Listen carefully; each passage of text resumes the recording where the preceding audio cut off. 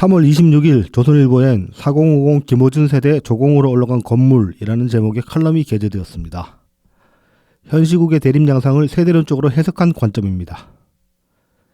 2024년 총선에서 예측과 다르게 참패한 국민의힘과 2012년 총선에서 예측과 다르게 참패한 민주당의 실패를 동일한 경우로 분석하며 이들의 실패 원인으로 김어준으로 대표되는 음모론적 매체와 결탁한 것을 들었습니다.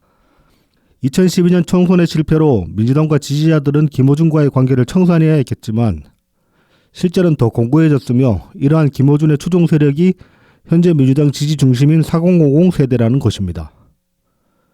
칼럼에서는 짚고 있지 않지만 이러한 문제는 국민의힘에도 동일하게 나타납니다.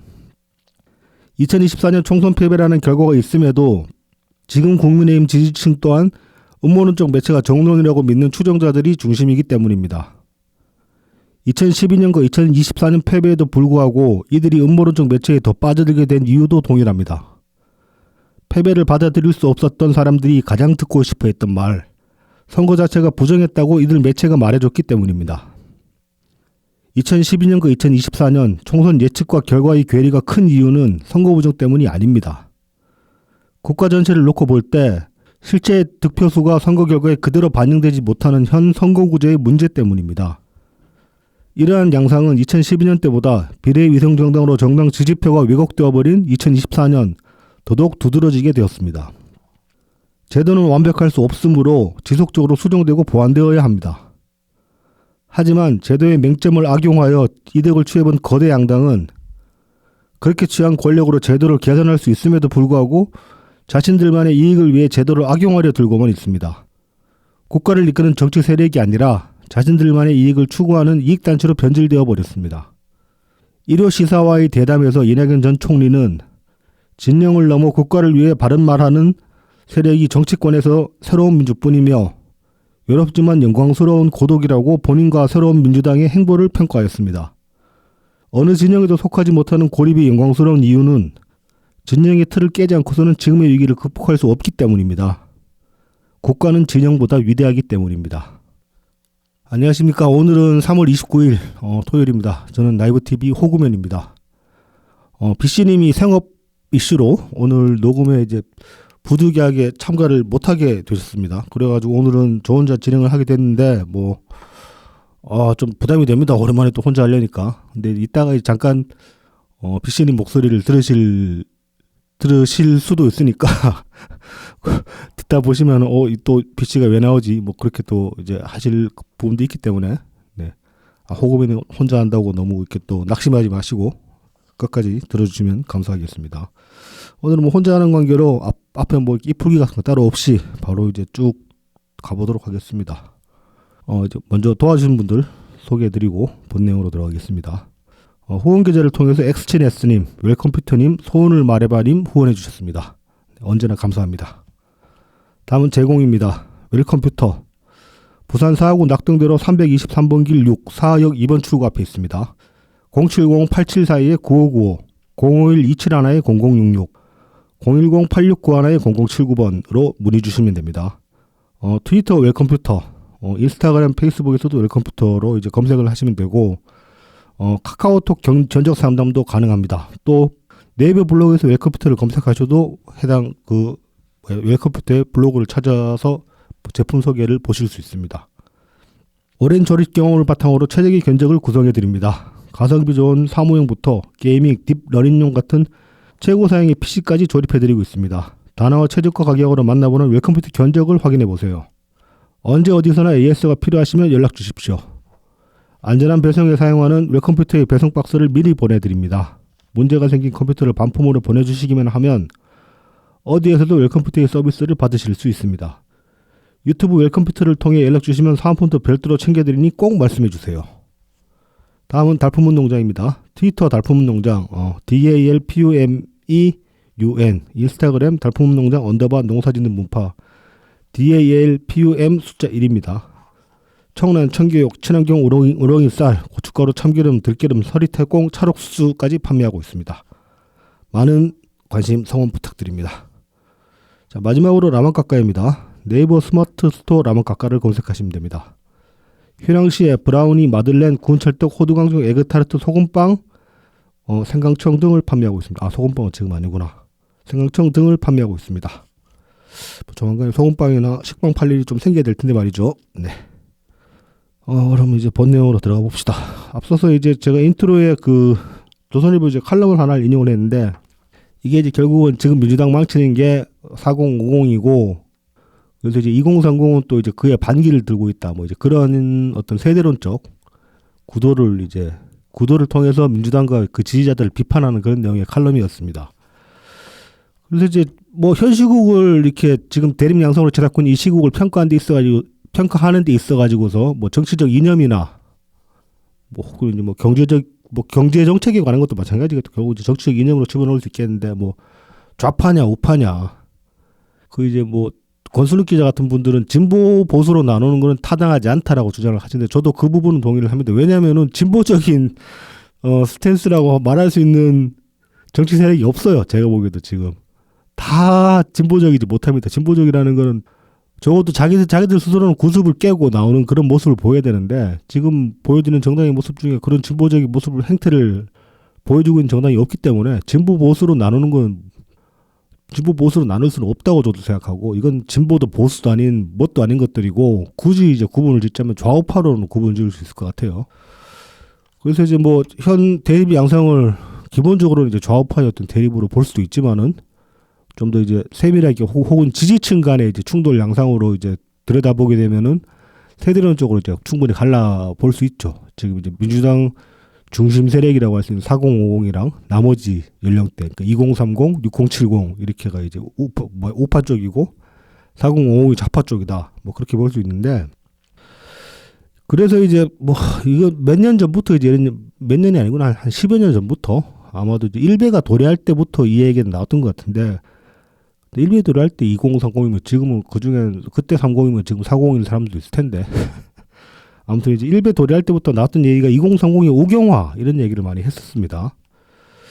근데 이제 저는 뭐 전에 방송에서도 이 말씀 드린 적이 있는지 모르겠는데, 그 2030이 어떤 오경화라는 거는 저는 일정 부분 자연스러운 일이라고 생각을 하거든요. 왜냐하면은 지금 기성세대인 4050이 상당히 이제 말하자면 오경화에 상반되는 말로 상당히 좌경화가 되어 있기 때문에, 항상 새로운 세대는 기성세대에 반발을 합니다. 기성세대 말 잘 들었던 새로운 세대는 없었을 거예요. 인류 역사 통틀어도. 그 뭐 우스갯소리로 그런 얘기 하지 않습니까? 뭐 젊은 놈들 싸가지 없다 이 소리, 뭐 저기 이집트 그 피라미드에 있는 사경무지에도 그런 글이 있다, 글귀가 있다라고 말할 정도로 항상 젊은 세대들은 기성세대에 반발하기 마련이고, 저도 생각해보면 2030 때 그랬었고, 그러니까 이제 지금 4050이 좀 더 좌익적으로 기울게 된 것도 일정 부분 그 당시 사회 주류적인 분위기가 좀 더 오경화되어 있었기 때문에, 우파 쪽에 가까웠기 때문에 거기에 대한 반발 심리로 많이 이제 왼쪽으로 기울었다라고 볼 부분도 있는 거죠. 그렇게 보면은 지금 2030이 오경화되었다, 이거는 뭐 특이하다거나 굉장히 뭐 위험스럽다거나 꼭 그렇게 볼 일은 저는 아니라고 생각을 합니다. 그리고 이제 또 생각을 해보면, 결국 그럼 2030이 단순히 반발 심리로만 오경화가 되었겠느냐, 뭐 그건 아니다라고 또 주장을 할 수가 있을 거예요. 뭐 얘들이 뭐 SNS나 혹은 이제 온라인을 통해 접하는 매체들로 뭐 세뇌가 되었다 이런 식으로 이제 얘기를 할 수 있을 것 같은데, 그것도 말이 안 되는 소리죠. 애초에 이제 그리고 이제 그 지금 어떤 이 세대론 간의 이 갈등 구조라는 게 과거보다 굉장히 더 심화되었다고 저는 봅니다. 뭐 과거 뭐 쉽게 말하면 요즘 애들이 어른 공경 안 한다라고 뭐 그렇게 얘기할 수도 있을 텐데, 단순히 어른 공경 안 하는 문제가 아니라 어떤 뭐 예의 범절 차원의 문제가 아니라 정말로 이 세대 간의 어떤 골이 더 깊어졌다, 그렇게 이제 보이는 부분이 있거든요. 그런 점에서는 저는 어떻게 이제 생각을 하냐면은, 이거는 결국 4050이 잘못이다. 왜 그런가 하면은 4050이 이제 그들이 기성세대가 되기 전부터 주장해 왔던 게 어떤 기존의 이제 교육 시스템이 뭐 주입식 교육 그런 걸로 인해서 이제 공부하는 기계만 만든다, 그런 식의 비판이 많았습니다. 그래서 이제 2000년대 이후로 뭐 참여정부 때부터 특히 이제 교육개혁 같은 거에 많이 이제 정치권에서도 많이 관심을 가지고 많이 중점을 둬서, 지금 이제 뭐 학력고사도 그러면 노무현 정부가 아니겠구나. 대략 DJ 정부 때부터라고 해야겠네요. 학력고사도 폐지되고 그 즈음에 그러면서 이제 점점 그 교과 어떤 커리큘럼도 이제 변경되어 가면서 이제 전인 교육을 지향하는 그런 방식으로 이제 변화를 추구해 나갔지만은 그래서 이제 제가 뭐 지금 방송 들으시는 분도 마찬가지고 저도 마찬가지고 저희가 이제 청소년기 때 겪었던 그 교과 과정이랑 많이 다른 그런 이제 형태를 지금 학생들은 이제 그런 형태의 교육을 지금 학생들은 받고 있죠.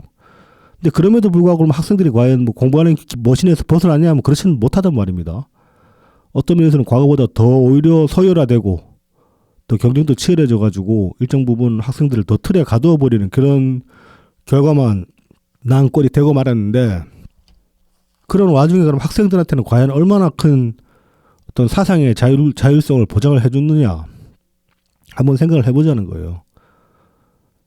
그 이제 일베가 도래될 때 그때 많이 했던 얘기가 뭐 그 온라인상의 좌파들의 어떤 좌파들의 준동에 의한 반작용으로 일베가 생겨났다 뭐 이제 그런 얘기들도 나오곤 했는데 뭐 일정 부분은 틀리지 않다고 생각합니다. 굉장히 이제 그 어떤 깨심론에 심취해가지고 교조주의적으로 이제 굴었던 면이 분명히 있었고 그런 것들에 대한 반작용으로 이제 뭐 그게 그 반작용으로 해서 정당화될 수는 없겠지만은 그런 것에 대한 반작용으로 생겨난 부분도 저는 일정 부분 있다고 보거든요. 어떤 지금 이제 일베를 위시하는 그런 굉장히 이제 극우적인 그런 움직임이 그렇게 보면은 애초에 이 4050이 지금 4050이 기성세대가 됐을 때 아이들이 뭐 좌경화되고 우경화되고 그 문제가 아니라 좀 더 강압적이지 않고 주입 막 그 강압적인 그러니까 찍어 누르고 혹은 뭐 이렇게 사상의 다름을 허용하지 않는 그런 방식이 아니라 좀 더 민주주의의 근본에 가까운 뭐 다원주의에 입각한 그런 식의 교육이나 뭐 태도를 보여줬어야 했다고 생각하는데 전혀 그렇지를 못했단 말입니다. 그러니까 오히려 이제 지금 안 그래도 그 나이 또래는 반발하기 마련인데 반발 심리가 더 깊어질 수 있다. 저는 그렇게 생각을 하거든요. 그래서 그렇게 보면은 뭐 2030 오경화를 2030 또 뭐 개새끼론 그런 걸로 탓할 부분은 전혀 아니라고 생각합니다. 이건 4050이 오히려 반성해야 될 부분이다. 왜 자기 다음 세대들한테 자신들이 유산을 물려주질 못했냐. 왜냐하면 그 유산이라는 게 쓰레기였거든요. 유산이라고 부를 만한 제대로 된 뭔가를 스스로 만들어내지 못했으니까. 그러면 그건 내 잘못인 거지. 그걸 받아들이지 못하는 다음 세대의 잘못이 아닌 거잖아요. 그래서 그런 점에서 뭐 2030 오경화 이 말은 참 저는 우습다. 뭐 이제 그렇게 좀 말씀을 드리고 싶습니다. 그래서 이 세대론이라는 게 사실은 4050의 잘못이다. 뭐 이제 그렇게 얘기를 할 수 있겠네요. 그리고 이제 기존의 어떤 국민 간의 어떤 갈등 구조라는 게 이게 이제 군부 독재 잔재로 비롯된 그리고 이제 그러면서 더 고착된 지역주의가 있겠죠. 영호남으로 이제 갈라서는 지역주의가 있을 텐데 지금 세대론이라는 게 어떻게 보면 과거 영호남으로 갈라서는 그 지역주의보다 더 심각하다고 저는 생각을 합니다. 차별 정도가. 그리고 또 문제는 뭐냐면 지금의 이 어떤 세대론적인 갈등 구조는 지역 차별론과도 또 융합이 되어가고 있어요. 이거 이제 뭐 최근에 비근한 예로 이제 하나 들어서 얘기해 볼 수 있는 게 뭐 이런 기사뿐만 아니라 이제 온라인에서 특히 SNS 하시는 분들은 이미 이제 이 관련 글들을 많이 보셨을 텐데 29일자로 이제 서울신문에 이런 기사가 떴습니다. 민주당 지지자들 이재명 향한 산불 이재명 항의의 기부 취소. 뭐 그래서 뭐 저기 이따가 다시 얘기를 하겠지만은 이재명이 이제 산불 현장 찾았는데 이제 그 주민 중에 이제 이재명한테 항의하시는 분이 있었죠. 좀 거칠게 이제 항의하시는 분이 있었는데 뭐 이제 그 영상을 보고 나가지고 개딸들이 뭐 취소한다. 기부했던 거 카카오에 뭐 기부했던 거 취소한다고 그런 소리를 이제 하고 있습니다. 이게 뭐 이제 이것도 어떤 분열 책동 아니냐 뭐 이제 그렇게 보는 시각도 있는데 뭐 이를테면 외부 세력에 의한 지금 이제 많이 거론되고 있는 게 그 중국 어떤 지금 현 상황 이 시국에서 이제 많은 갈등 구조가 있지 않습니까? 사회적으로 보면은 뭐 남녀 갈등 구조부터 해가지고 지금 이제 어떤 지금 정당 지지 성향에 의한 갈등 구조 같은 게 굉장히 심화되고 있는데 이런 것들이 자연 발생적인 것이 아니라 어떤 외부 세력이 이제 침투해서 부추켜서 이제 일으킨 게 아니냐 이제 그렇게 보는 관점도 있는데 뭐 추측은 해볼 수 있겠지만은 그건 좀 구체적인 이제 근거를 찾기가 어렵기 때문에 뭐 중국이 여러 댓글 부대 국가적으로 댓글단을 조성을 해가지고 혹은 이제 뭐 댓글 알바를 국가적으로 많이 돌리고 있다고 합니다. 그래서 이제 그런 댓글 알바들이 뭐 각국에 침투해가지고 뭐 이렇게 이런 식으로 분열 책동을 꾀한다 뭐 그런 식의 이제 얘기도 있긴 하지만은 구체적인 어떤 사례가 적발되지 않는 한은 그건 뭐 쉽사리 말을 할 수는 없는 것 같고 뭐 이제 그럼에도 불구하고 이제 그런 것들은 제쳐놓고 봤을 때는 그냥 그럼 이건 이제 개딸들이 하는 소리라고 할 수 있는 건데 뭐 경상도에 이제 불이 났으니까 그리고 거기는 이제 국힘 표밭이니까 뭐 국힘 찍은 이직들 동네인데 뭔 산불 지원금 내냐 뭐 그런 식으로 애초부터 그렇게 나왔던 개딸도 있었고 또 이재명한테 항의하는 영상이 나오고 나니까 뭐 기부 취소한다 이런 얘기도 나왔어요. 그리고 이제 그저께였습니까? 그 이제 촛불 행동에서 이승환 길거리 콘서트를 열었죠. 그거 같은 경우도 상당히 좀 많이 그랬습니다. 지금 보면은 여러 그 대규모 행사들이 많이 취소가 되고 있어요. 지금 이 산불 때문에.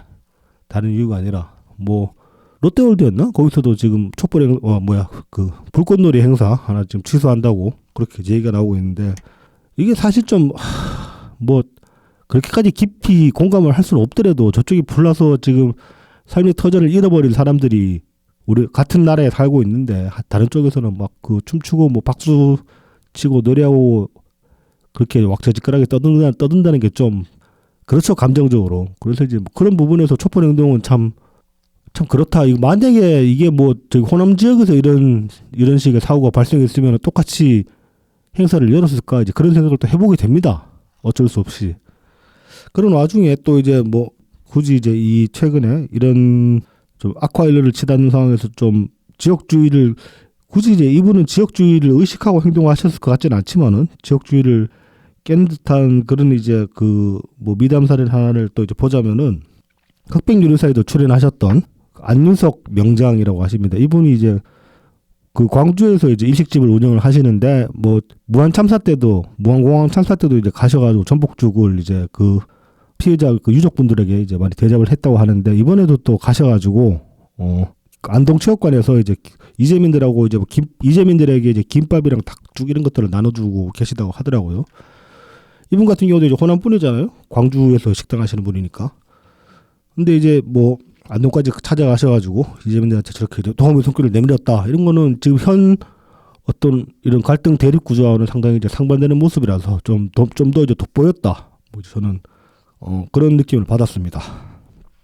자, 그래서 아무튼 어떤 세대론적 갈등 구조에 지금 지역 구도까지 더 씌워진, 그러니까 더 융합되어 버린 그런 상황이기 때문에 사실 이 갈등 구조라는 거 깨기가 굉장히 쉽지가 않습니다. 그리고 깬다고 해도 이거는 지역 구도 깨는 것보다 더 오랜 시간이 필요할 것 같습니다. 그래서 앞으로 참 막막하다 생각해 보면은 갈 길이 멀다 뭐 이 정도가 아니라 그런 생각을 하게 되는데 그래도 뭐 어쩌겠습니까? 뭐 여기 살고 있는데 더 나은 세상 만들려고 노력이라도 해봐야 되겠죠. 다만 이런 식의 이제 갈등 구조가 있다. 이 정도는 항상 좀 염두에 둬야 될 필요가 있지 않을까. 뭐 이제 그런 생각을 해봅니다.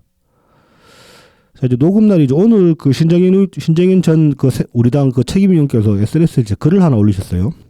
제목이 이제 민주주의가 죽었습니다라는 제목의 글이고 이게 이제 신정인 의원이 종편에 이제 간혹 출연을 하셔가지고 패널로 종종 출연을 해오셨는데 이제 저희가 이제 뭐 몇 주 전 에피소드에서 이제 한번 짚은 적이 있습니다. 민주당이 언론 공정왕금 뭐시기 해가지고 출연 패널들 지지 성향 제안하는 그런 제안을 요청하는 그런 공문을 이제 각 주요 방송국에 날렸다. 그런 이제 보도를 이제 저희 방송에서 소개해드린 적이 있는데 그거의 일환으로 결국 신정인 전 책임위원이 방송 패널에서 이제 하차하게 됐다고 합니다.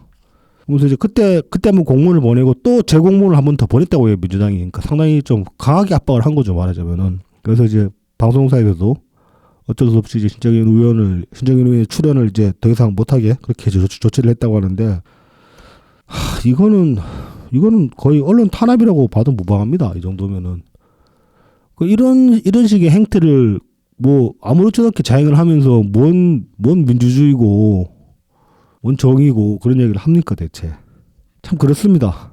신정인 의원이 그렇다고 해서 신정인 의원 같은 경우는 사실 뭐 우리 당원 지지자분들 같은 경우는 이렇게 TV 보시면서 좀 더 강하게 말하지 못하나, 좀 더 속 시원하게 비판하지 못하나 그렇게 말씀하실 수도 있을 정도로 굉장히 이제 완곡하게 표현을 하시고 뭐 저는 이제 그런 식의 태도가 좋다고 생각을 하는데, 아무튼 뭐 굳이 따지자면 우리 쪽 진영이라고 할 수도 있겠죠. 얼마 안 되는 우리 쪽 진영의 사람이긴 하지만은 어떤 진영론적인 관점에서 벗어나가지고 좀 더 객관적인 시각을 방송에서 보이려고 많이 노력했던 그런 분이라고 저는 생각을 하거든요. 근데 이런 식의 비판조차 막 못 받아들이겠다고 강짜를 부리다 못해 이 버젓이 방송에 나오는 사람까지 퇴출시켜버리는 이런 전행을 저지르고 있으니 민주당이 참 그렇습니다. 진정이는 뭐 요즘 방송 출연 말고는 따로 이제 뭐 생업으로 하시는 일이 있을까는 모르겠는데, 뭐 가족 부양에 대한 가장이실 텐데 뭐 위로의 말씀을 드립니다. 자, 이제 뭐 한덕수 탄핵이 이제 이번 주 초에 기각이 됐죠.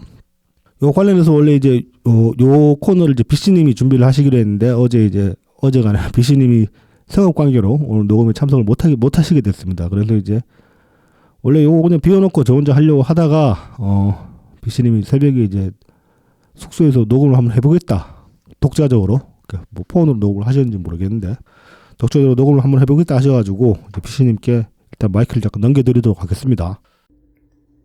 안녕하세요. 오늘은 3월 29일 새벽 1시입니다.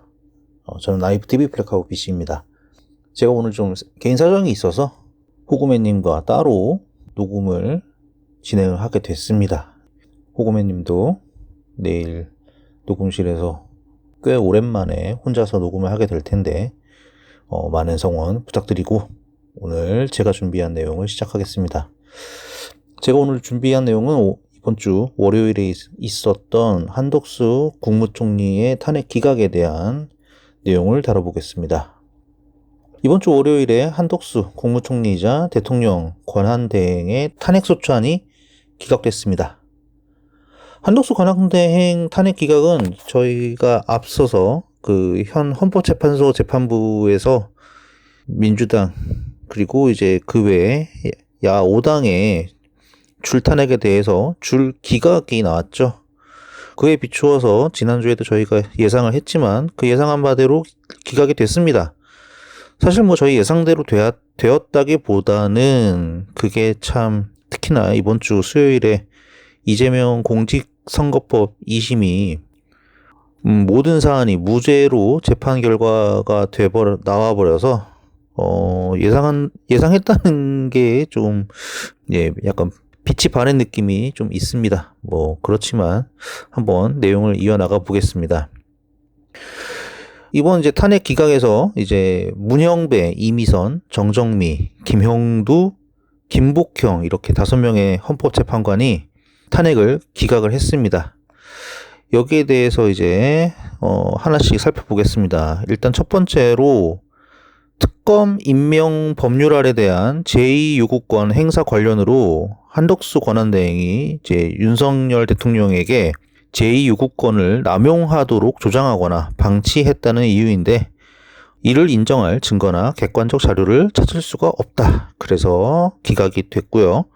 그 다음에 두 번째, 비상계엄 선포 및 내란을 관련해서 한덕수 총리가 비상계엄 선포가 정당성을 갖출 수 있게 국무회의 소집을 건의했다는 내용, 그리고 국회에서 이제 비상계엄 해제 요구 결의안 가결을 한 뒤에 계엄 해제를 해야 되는데 그 계엄 해제를 위한 국무회의 소집을 이번에는 건의하지 않았다. 이 이유에 대해서 탄핵을 소추했는데 여기에 대한 증거나 객관적인 자료도 찾을 수 없다. 그래서 또 기각. 자, 세 번째는 한덕수 국무총리하고 한동훈 당시 이제 국민의힘 대표가 함께 공동 국정 운영하겠다는 것이 이제 헌법에 나와 있지 않은 국정 운영 체제를 하겠다는 것이라서 위헌이라고 국회가 주장을 했죠. 이제 그러면서 이것도 탄핵 소추의 이유로 삼았는데 여기에 대해서 이 5명의 헌법재판관은 행정부와 여당이 서로 협력하여 최선을 다하겠다는 의지를 국민에게 피력한 것으로 해석되고 대통령제 정부 형태를 몰각하려는 의도까지 있었다고 볼 수는 없기 때문에, 그리고 여당 대표와 총리가 공동으로 국정을 운영하였다고 볼 만한 직접적인 근거나 사례도 찾을 수 없기에 기각하였습니다. 자, 이제 네 번째. 지난 12월 10일에 국회에서 비상계엄 선포를 통한 내란 행위의 진상규명을 위한 특별검사의 수사 요구안을 가결시켰습니다. 이에 따라서 이제 한덕수 당시 권한대행은 특검 후보자 추천을 의뢰를 해야 되는데 이것을 하지 않았다는 겁니다. 그것으로 인해서 수사를 지연시키고 공범이 도피하거나 증거인멸이 가능하게 했다는 이유로 탄핵 소추의 이유로 들었는데요. 여기에 대해서 5명의 헌법재판관은 이를 뒷받침할 증거나 객관적 자료는 찾을 수 없고 특검법 제3조 제1항에 지체 없이라는 것의 의미나 기준에 대한 별도 규정이 없고 이에 대한 선례나 학설, 판례 등도 귀일되지 않았다. 이게 뭔 뜻이냐면은 이제 명확하게 하나의 뜻으로 뭔가 정해진 해석이 없다. 이런 뜻인데요. 그래서 이제 귀일되지 않았다. 이런 점들을 종합적으로 고려하면은 헌법 및 특검법, 국가공무원법 등을 위반했다고 볼 수가 없다. 그래서 기각. 그리고 마은혁 헌법재판관은 임명하지 않은 건 여기에 대해서는 마은혁 헌법 내정자가 자격 요건을 갖추고 있고 선출 과정에서 법률을 위반한 하자가 있다고 볼 수 없으므로 이 마은혁 헌법재판관을 임명해야 할 헌법상 의무를 위반했다고 볼 수 있다. 일단 헌법상의 위반이 있다고 지적을 했어요. 그렇지만 헌법재판소를 무력화시키기 위한 목적 또는 의사에 기인하였다고 인정할 증거나 객관적 자료는 발견되지 않고 대통령 권한 대행으로서의 역할과 범위에 대한 논란이 지속됐다는 점을 고려하면 국민의 신임을 배반한 경우에 해당한다고 단정할 수 없다. 그래서 또 기각했습니다. 그래서 이렇게 총 5가지 사유에 대해서 문형배, 이미선, 정정미, 김형두, 김복형 헌법재판관은 일단 기각을 했습니다. 이에 대해서 상설특검 후보자 추천과 마은혁 헌법재판관을 임명하지 않은 것에 대해서 정계선 헌법재판관은 의견을 달리했습니다. 그래서 상설특검 후보자 추천 의뢰를 지연하는 것은 공정하고 효율적인 수사를 보장하기 위한 특검법의 제정 이유를 몰각시킬 우려가 있고 헌재 판단 이전에 위헌성을 미리 예단하여 특검법에 명시된 법적 의무를 이행하지 않은 것은 특검법, 국가공무원법 등에 위반된다. 또한 대통령 직무정지라는 상황에서 불필요한 논란을 최소화하고 국가적 혼란을 신속하게 수습해야 할 의무가 있음에도 이 같은 헌법 및 법률 위반 행위로 인해 논란을 증폭시키고 혼란을 가중시켰으며 헌법재판소가 담당하는 정상적인 역할과 기능마저 제대로 작동할 수 없게 만드는 헌법적 위기 상황을 초래하는 등 그 위반의 정도가 파면을 정당화할 수 있을 정도로 중대하다고 했습니다. 그렇게 해서 정계선 헌법재판관은 혼자서 탄핵을 인용하였습니다. 그 다음에 이제 김복형 헌법재판관은 이 마은혁 헌법재판관 임명에 대해서 다른 5명의 헌법재판관은 이제 위헌이라고 했는데 거기에 있어서도 이제 위헌이 아니라고 다른 이제 의견을 냈습니다. 자, 이에 대해서 보면 대통령이 헌법재판관을 임명할 의무가 있더라도 즉시 임명해야 할 의무가 있다고 보기 어려우며 내정자의 자격 요건과 선출 과정의 법률 위반 여부를 확인하고 검토하기 위한 상당한 기간이 필요하다. 이렇게 얘기를 하면서 위헌이 아니라고 판결을 했습니다. 자, 그래서 이제 중점적인 사항들을 살펴보았고요. 하지만 이제 이 탄핵소추안의 가장 처음 쟁점이 된 부분은 이 부분이죠. 헌재 판결문에서 이제 가장 먼저 등장한 것도 이것인데, 한덕수 총리가 대통령 권한 대행인데 국회에서 재적 의원 3분의 2 이상이 아니라 과반 이상만의 의석으로 탄핵 소추가 과연 가능하냐 이거였습니다. 여기에 대해서 이제 6명의 재판관, 헌법재판관은 이게 가능하다고 의견을 낸 거고요. 그래서 가능하지만 이제 정계선 헌법재판관을 제외하고 나머지 헌법재판관은 이제 기각을 내린 거죠. 여기에 대해서 이제 2명의 헌법재판관, 정형식, 조한창 2명의 헌법재판관은 3분의 2 이상으로 탄핵 소추를 해야 한다. 이렇게 의견을 냈습니다. 즉 각하 의견을 낸 건데요. 자, 그러면은 먼저 이제 다수 의견이 된 6명의 헌법재판관이 국회의 과반 이상의 의석으로 탄핵 소추가 가능하다고 한 근거를 보겠습니다. 대통령 권한대행은 대통령으로서 기능과 과업의 수행을 의미하는 것이지, 즉 대통령으로서 역할을 할 수는 있지만 권한대행이라는 새로운 지위가 만들어지는 것은 아니기 때문에 본래 지위에 따라 과반 이상의 의결 정족수를 적용할 수 있다. 이런 근거를 내세웠습니다.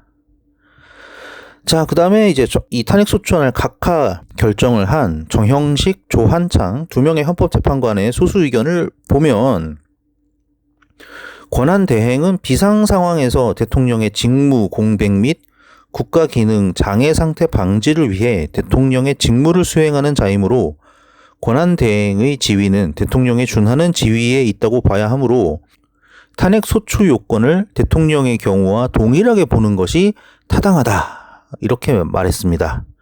그리고 또한 이번처럼 국무총리로서의 직무 집행에 대한 탄핵 소추 사유가 함께 포섭되어 그 탄핵 소추 여부가 판단되는 경우 역시 재적의원 3분의 2 이상의 찬성을 적용함이 타당하고, 이러한 해석이 탄핵 소추의 신중한 행사를 위하여 대통령에 대한 가중 의결 정족수를 규정한 헌법 조항의 취지에도 부합한다고 이렇게 말했습니다.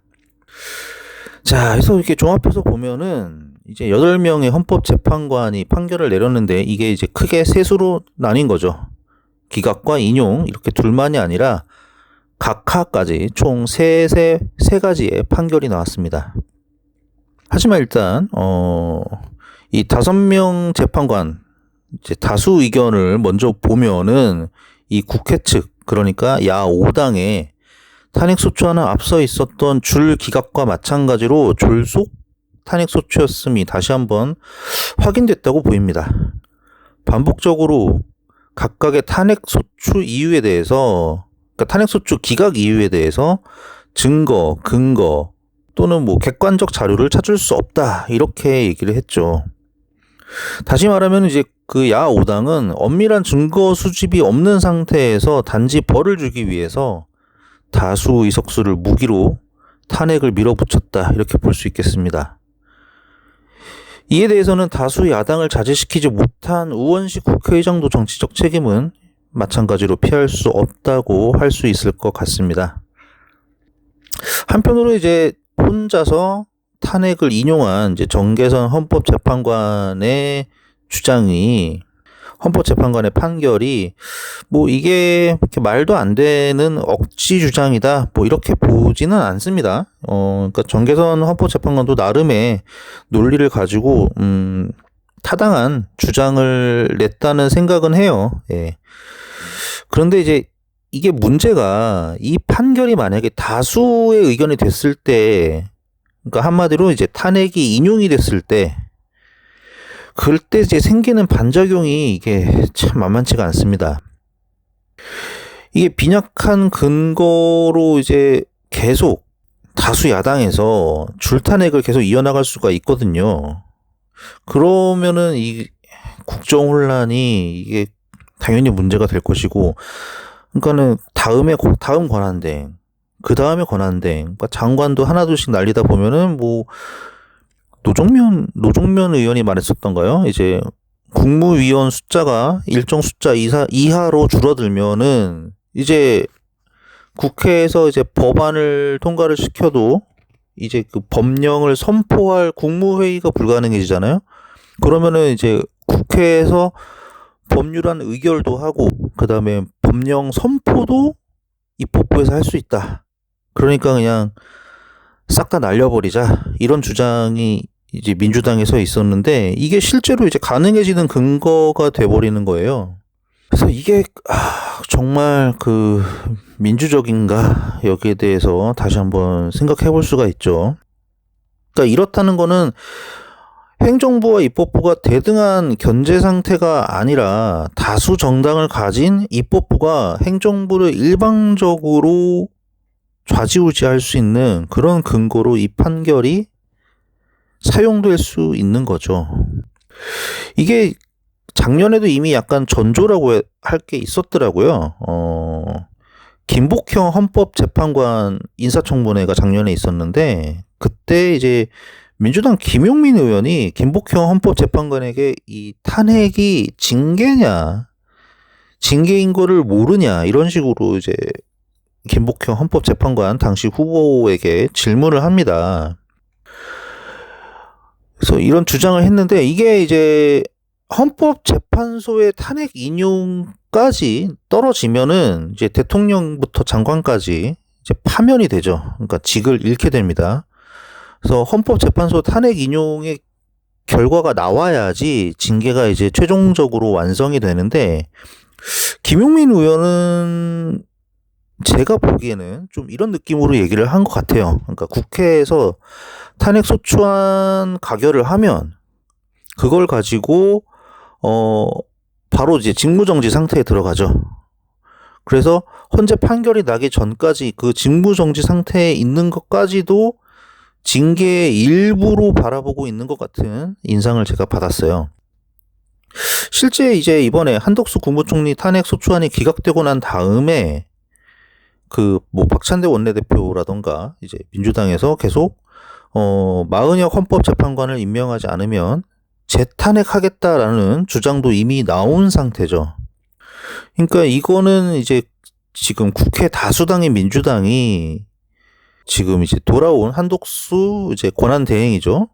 권한대행이 국회 지금 다수당인 민주당의 주장을 받아들이지 않으면 다시 한번 징계를 내리겠다. 이런 해석으로도 사실 연결되는 것 같습니다.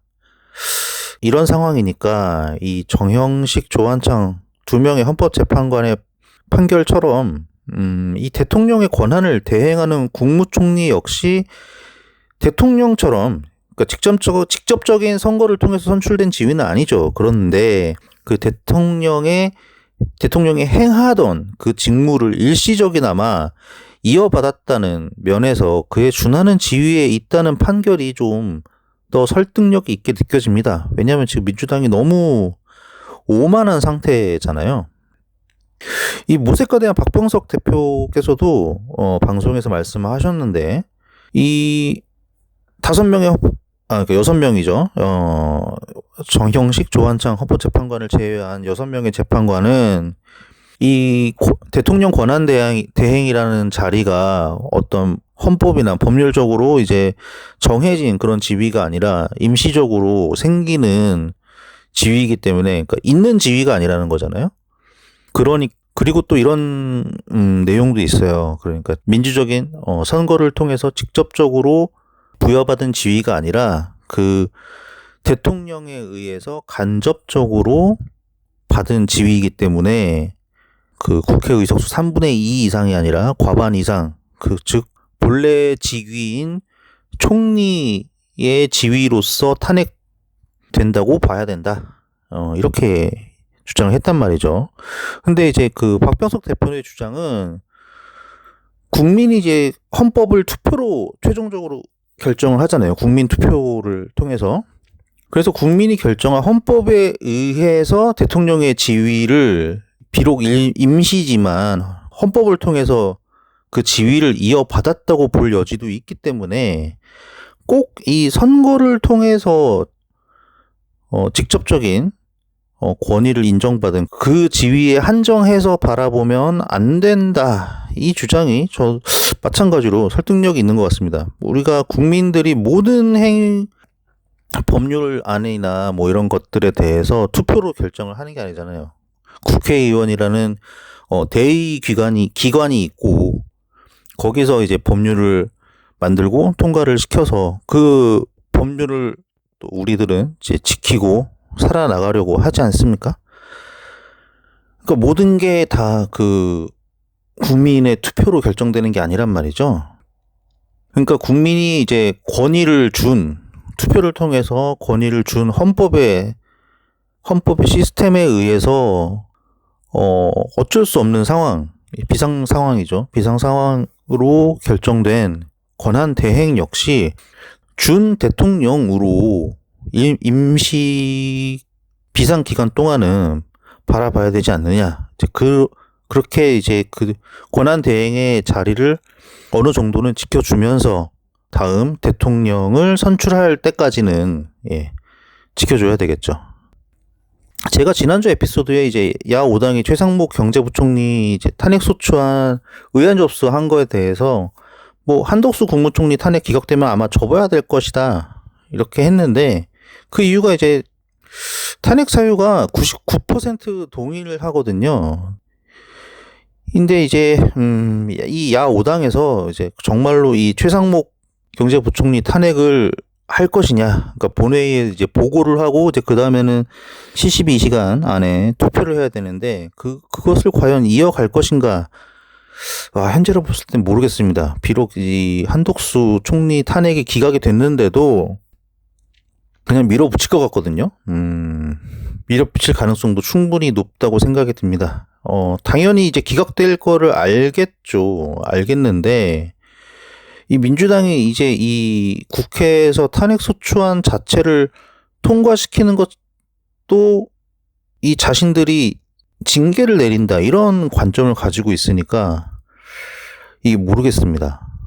그리고 본인들이 말한 대로 한덕수 권한대행을 재탄핵할 수도 있을 것 같습니다. 그럴 가능성도 충분히 남아있죠. 하여튼 그만큼 지금 민주당은 뭔가 다급하고 충분히 오만합니다. 하여튼 이런 상황이 이제 계속 되는데 지금 뭐 지난주부터 이번 주까지 산불도 있었잖아요. 사실 근데 그런데도 뭐 민주당이 신경 쓰던가요? 다행히 오늘 저녁에 산불이 진화됐다고 뉴스가 나와서 조금 한숨을 돌린 상황인데, 그래도 민주당과 나머지 야당들 행패가 좀 계속될 것 같은 상황이라서 좀 걱정입니다. 이런 상황이 계속되지 않게 하기 위한 게 이제 개헌인 거거든요. 그래서 이 개헌이 이제 꼭 필요하다고 다시 한번 좀 말씀을 드리고 싶습니다. 지금까지 이제 6공화국 헌법이 그 이전의 헌법들에 의해서 행정부의 독재가 견제가 되지 않았던 그런 반성에서부터 출발했다고 본다면, 그 반작용이 지금처럼 다수 의석에 잠식된 입법부가 독주하는 상황에도 견제가 필요한데, 이 견제 장치가 없거든요. 지금 현재 6공화국 헌법에는. 그래서 그것을 마련하기 위해서라도 7공화국을 위한 개헌이 반드시 필요하다. 다시 한번 강조하고 싶습니다. 지금 이제 워낙 첨예한 정치 현안들에 밀려가지고 개헌 동력이 좀처럼 생기는 것 같지가 않아서 진짜 안타깝습니다. 하지만 개헌 연석회의나 그리고 이제 거기 일원이신 이낙연 총리께서도 좀 더 힘을 내서 개헌 동력을 마련하시기 위해서 애쓰실 거라고 생각하고, 우리도 이제 언제라도 개헌에 힘을 실어줄 수 있도록 지속적인 관심을 가져야 할 것 같습니다. 네, 다음은 이제 제가 준비한 내용은 여기까지고요. 호구매님한테 다시 마이크를 넘기도록 하겠습니다. 다음 주에 뵙겠습니다. 감사합니다. 네, 비시님 말씀 잘 들었습니다.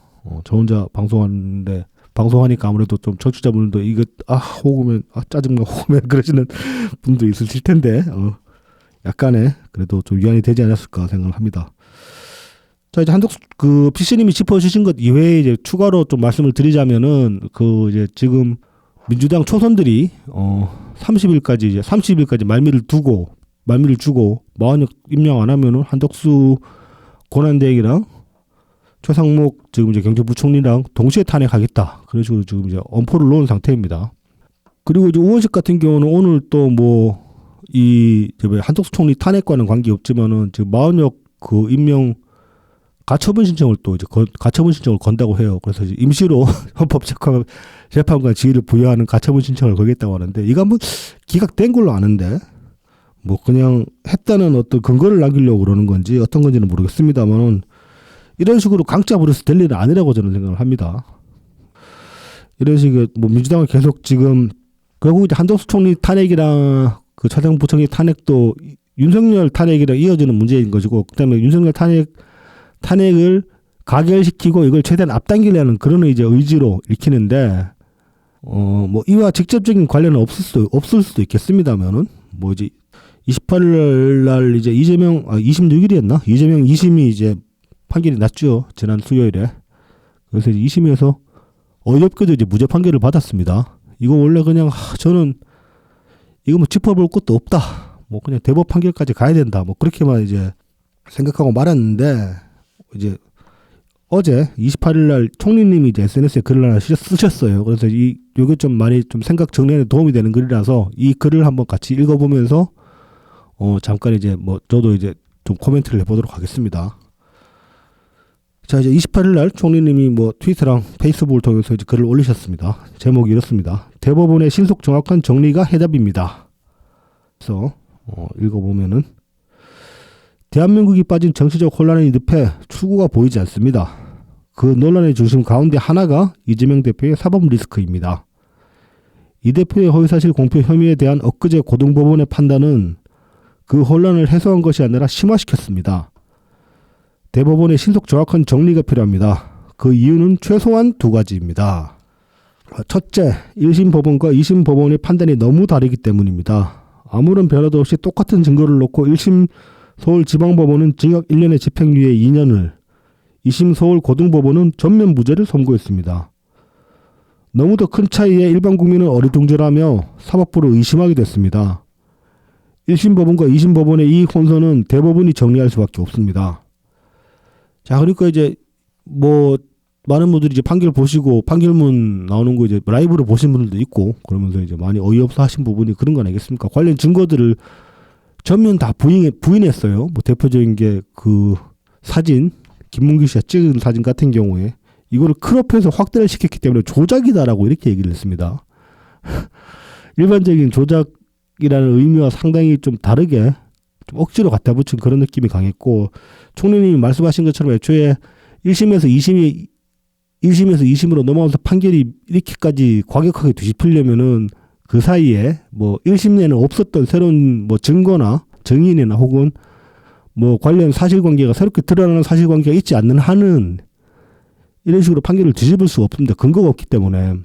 지금 근데 이 2심 판결은 말하자면 1심 판결이 완전히 잘못됐다라고 부정하는 게 돼버리니까 이러면은 법원 간의 어떤 통일성도 없어지는 거고 이건 뭐 그러면 이런 식으로 판결이 나와버리면은 애초에 이거 판사에 따라서 그 법이라는 기준으로 판결을 하는 게 아니라 판사에 따라서 막 휙휙 바뀔 수 있는 거네라고 그렇게 생각할 수 있게 되는 거죠. 그러니까 일정 부분 보면 이 판결이야말로 어떤 법치주의 훼손이라고 그렇게 비판할 수도 있게 되는 겁니다. 자, 그리고 이어서 둘째, 대법원의 판단과 2심 법원의 판단이 정면으로 다르기 때문입니다. 대법원은 백현동 용도가 4단계나 상향한 것은 로비스트 김인섭 씨가 사업자로부터 75억 원을 받고 성남시에 작용을 했기 때문이라고 판단, 김 씨에게 징역 5년과 추징금 63억을 선고했습니다. 그러니까 김인섭 3심 얘기죠. 그러나 이번에 2심 법원은 백현동 용도 4단계 상향이 국토부의 협박 때문이었다는 이재명 대표의 발언이 허위사실 공표가 아니라고 판시했습니다. 대법원과 고등법원의 이 혼선 또한 대법원이 정리할 수밖에 없습니다. 그러니까 애초에 김인섭이 이제 지금 징역 5년에 추징금 63억 선고받은 게 이게 그 성남시의 로비에서 그 용도 변경 4단계 상향을 일어났기 때문에 그렇게 된 거거든요. 근데 지금 이제 이재명 2심 판결에 따르면 이 사실 자체를 2심 재판부는 부정을 했다는 거니까 이러면은 어떤 문제가 생기냐면은 단순히 이제 이재명 선거법 위반 혐의뿐만이 아니라 백현동 용도 변경 판결 전체 서사도 이제 뒤집어 버린 거예요. 말하자면은. 그러니까 애초에 이제 이러면 이걸 근거로 김인섭 씨는 재심 청구할 수도 저는 있을 것 같거든요. 이 수준이면은. 그러니까 2심 판결 자체가 이만큼 말이 안 되는 겁니다. 자, 그래서 총리는 이렇게 이제 결론을 내리셨습니다. 대법원은 작년 12월 10일 대한민국 법원의 이름으로 대대적인 광고를 언론에 냈습니다. 곧바로 똑바로라는 제목의 그 이례적 광고는 국민들에게 신선한 감동을 주었습니다. 그 약속을 실천한 가장 절박한 때가 지금입니다. 이 대표의 허위사실 공표 혐의를 둘러싼 혼란을 곧바로 똑바로 정리하는 일이 그것입니다. 곧바로 똑바로 하려면 전원합의체 회부를 통한 신속한 판단이 옳은 길입니다. 사법부의 사활이 걸린 신뢰를 되살릴지 허물어뜨릴지가 대법원에 달려 있습니다. 조희대 대법원장의 리더십을 주목합니다. 이렇게 이제 글을 매주셨습니다. 이게 이제 이 판결이 나오고 나가지고 많은 분들이 이제 좀 진짜로 어이가 없어가지고 저도 많이 어이가 없어가지고 이건 진짜 어떻게 코멘트할 가치도 못 느낀다 그 정도로 이제 저는 좀 그랬는데 근데 이제 생각을 그 뒤에 이제 좀 나오는 것들이 좀 과유불급이라고 해야 될 거예요. 이 판결에 대해서. 이 판사들이 그동안에 판결 나오기 전에 판사들의 성향에 관해서 이제 좀 이런저런 보도들이 주로 이제 우파 매체 통해서 아니면 우파 유튜버들 통해서 많이 나왔었는데 이제 그런 것들을 저는 좀 무시를 하려고 했어요. 왜냐하면 그래도 법대로는 판사인데 그런 어떤 그 성향에 따라서 판결이 휙 바뀐다면 이거는 말이 안 되는 거다. 그랬는데 그 말이 안 되는 일이 일어나 버렸기 때문에 그래서 실제로 성향 따라 이렇게 또 판결을 뒤집을 수 있구나라고 이제 이건 인정할 수밖에 없는 그런 상황이 이제 이르게 되었는데 근데 이제 성향 따라서 그러니까 판사 중에 어떤 판사는 이제 2심 판사 3명 중에 한 명은 대놓고 자기가 개딸이라 그러고 다닌다고 그러고 또 나머지 한 명도 굉장히 민주당 열성 지지자라고 그러는데 그런 이유로 이제 이재명한테 전면 무죄를 줘서 털어버리려고 전면 무죄를 줬다라고 이제 그렇게 생각을 할 수 있을 것 같습니다. 근데 이제 그 전면 무죄를 둔 게 과유불급이라는 거예요. 자, 어떤 점에서 그러냐면은 이제 애초에 이걸 전면 무죄를 안 주고 만약에 그 필름코금 박탈 면할 정도로만 그러니까 이제 벌금 100만 원 미만으로 그렇게 이제 만약에 2심에서 형을 때렸더라면은 어차피 이제 이거는 판결이 어떻게 나든 판결이 1심 판결 그대로 따라가지 않는다면은 대법의 상소는 검찰을 통해서 검찰은 대법에 상소를 했을 것이고 근데 지금 이제 2심에서 무죄를 받아버렸기 때문에 이재명은 대법에 이제 상소를 할 수가 없습니다. 검찰만 이제 상소를 할 수가 있어요. 근데 이제 만약에 100만 원 미만으로 벌금을 때렸다면은 이재명도 상소를 할 수 있었을 것이고 그러면은 이게 이제 그 상소 올릴 때까지 기간이 대략 최대한으로 질질 끄면 27일 정도까지 이제 지연을 시킬 수가 있다고 하는데 대법 판결에 대한 이재명 측의 지연 전술을 쓸 수 없게 된 상황이 된 거예요. 지금 이재명이 2심에서 무죄를 받았기 때문에 검찰은 판결 다음날 바로 즉각 상소했습니다. 그래서 이제 대법원으로 넘어가게 생겼고 지금 이제 대법원의 어떤 의지에 따라서는 3심 판결이 굉장히 앞당겨질 수 있는 그런 상황에 놓이게 됐습니다.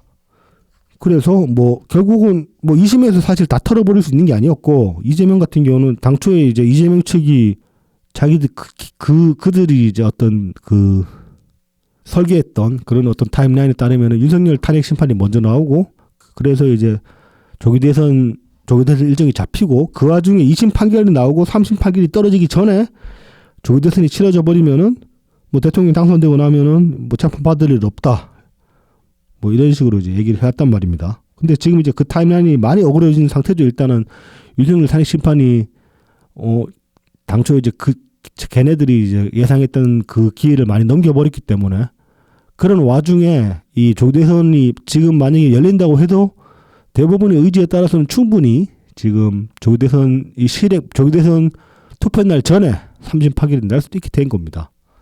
그래서 이제 그런 점에서 보면 이재명 측도 이제 좀 많이 후달리는 그런 상황이 연출이 돼버린 면이 있고, 그러니까 이게 어떻게 보면 2심 판사들이 이재명한테 이제 어떤 이 판결로서 충성서약을 했는데 이게 너무 과해가지고 역효과가 난 면이 있는 것이고, 여론적으로 봐도 조금 그런 정황이 보입니다. 아직까지 이거는 좀 더 다음 주 여론조사를 봐야지 좀 더 분명해질 수 있을 것 같긴 한데, 이번 주 갤럽 여론조사가 이 판결이 있기 전 25일, 그 전날 25일부터 27일까지 27일이었나 27일까지 실시된 갤럽 여론조사를 보면은 이재명 지지율이 더 떨어졌어요.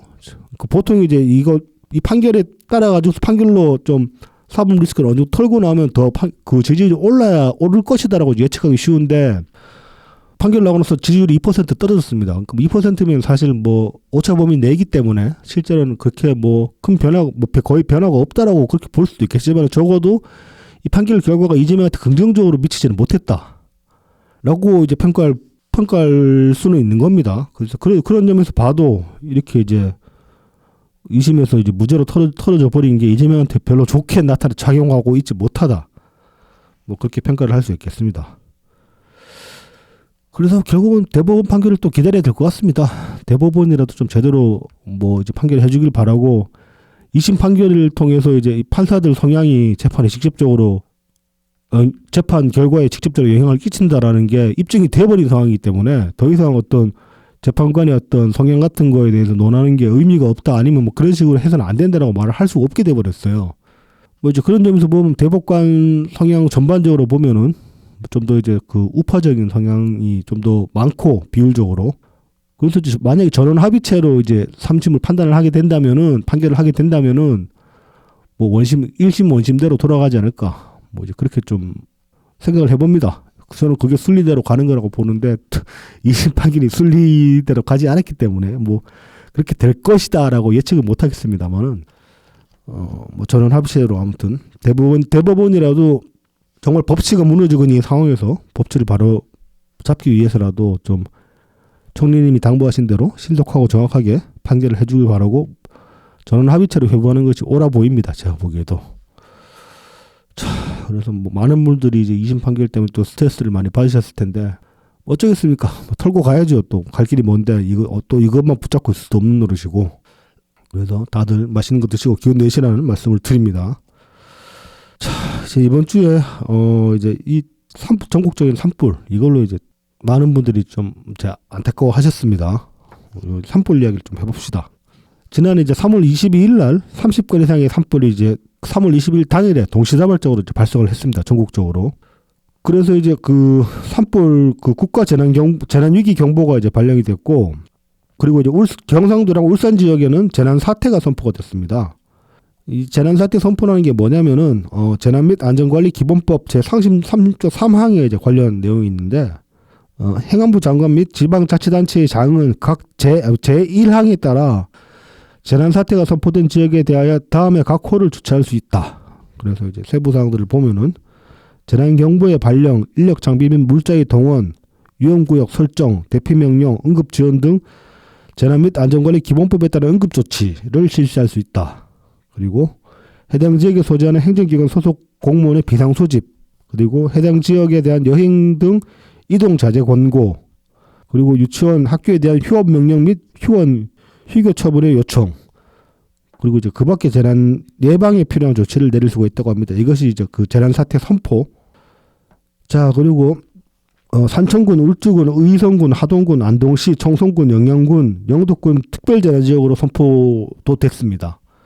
재난 사태 선포는 행안부 장관이나 지자체장이 할 수 있는데 이 특별재난지역 선포는 대통령령이에요. 그래서 이렇게 대통령이나 권한대행이 이제 내릴 수 있는 선포고 이거를 선포하게 되면 이제 뭐 응급대책 및 재난구호와 복구에 필요한 행정상, 재정상, 금융상, 의료상의 특별 지원을 그 국가 차원의 이제 지원을 실시하게 되는 겁니다. 특히 이제 재정 지원이 이제 많이 들어가죠.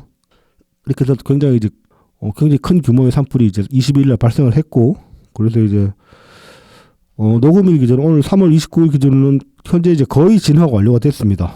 그래서 제가 이제 오늘 오전에 이제 대본을 정리를 하면서 다시 한번 찾아보니까 지금 이제 20일 날 발생한 산불 중에는 그 경남 산청군 사천면 신천리 산불 진화율이 96%고 나머지 지역은 전소가 됐다고 이제 지금 이제 그 산불 무슨 사이트야? 통계청이 아니지. 아무튼 그 산불 경보 사이트에 그렇게 이제 올라와 있습니다. 그래서 현재 이번 주 초에 그 전국적으로 발생했던 이 산불은 진화된 상태다라고 볼 수 있겠습니다. 근데 이 산불 이후에도 이제 많은 뭐 여러 지역에서 또 산발적으로 이제 산불들이 일어나고 있는데 그리고 3월 22일에 이렇게 발생한 동시다발적으로 발생한 산불 이외에도 그 지난 일주일 동안 여러 곳에서 크고 작은 산불들이 많이 발생을 했습니다. 근데 대부분은 조기 진화가 됐어요. 근데 이제 22일 날 동시다발적으로 발생한 산불들이 크게 번져가지고 조기 진화에 실패해서 이제 거의 한 줄, 일주일 내내 그렇게 이제 진화하는데 애를 먹었다라고 할 수 있겠습니다.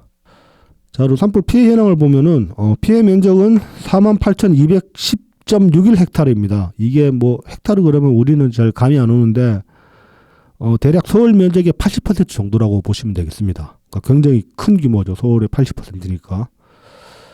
자, 그리고 인명 피해는 총 66명이고, 이 중에 이제 사망이 28명, 부상이 38명입니다. 그리고 재산 피해는 아직 집계 중인 것으로 이제 그렇게 이제 나오고 있습니다. 이 산불과 관련해서 이제 각국 입장이 이제 나오는데, 잠깐 살펴보자면은, 주한미국 대사관은 이번 산불로 인한 희생과 피해에 깊은 애도를 표하며 지역사회의 조속한 회복을 기원한다라고 이제 입장을 냈고, 그 미국 대사관과 별도로 미국 국무부에서도 입장이 나왔어요. 그래서 한국 영남 지역에서의 산불로 인한 대규모 인명, 재산 피해가 발생한 것에 대해 애도를 표하고 지원 의사를 밝혔습니다. 이거 주한 영국 대사관 측도 이제 뭐 대사 명의로 위로를 전했으며 본국에서도 지원 의사를 밝혔습니다. 그래서 이제 미국과 영국 같은 경우는 뭐 애도를 표하고 지원하겠다, 적극적으로 지원하겠다 이렇게 이제 지원 의사까지 밝힌 상황이고, 그 중국 외교부 같은 경우는 뭐 중국은 희생자의 애도를 표하고 유가족과 부상자들에게 위로를 전한다라고 이제 입장을 냈고, 주한 일본 대사관도 뭐 비슷한 내용의 이제 입장을 냈습니다. 유족분들께 삼가 조의를 표한다라는 입장도 냈었고, 그리고 이제 대만 총통 같은 경우도 피해를 입은 분들께 진심으로 위로의 뜻을 전하며 피해 지역의 신속한 확산 방지와 복구를 희망한다라는 입장을 냈습니다. 그리고 이제 프란치스코 교황 같은 경우도 한국의 산불 사태에 대해 깊은 우려를 표명하며 유족들에게 위로를 건넨다라는 메시지를 냈습니다. 뭐 미국 같은 경우 가장 적극적으로 지금 입장이 나왔고, 뭐 지원 의사도 밝혔고, 그리고 영국 같은 경우도 또 의외로 지원 의사를 밝혔는데, 뭐 이렇게 보면 역시 미국이 가장 큰 우방이다. 이 메시지를 통해서 그런 것들을 다시 한번 확인을 하게 됩니다.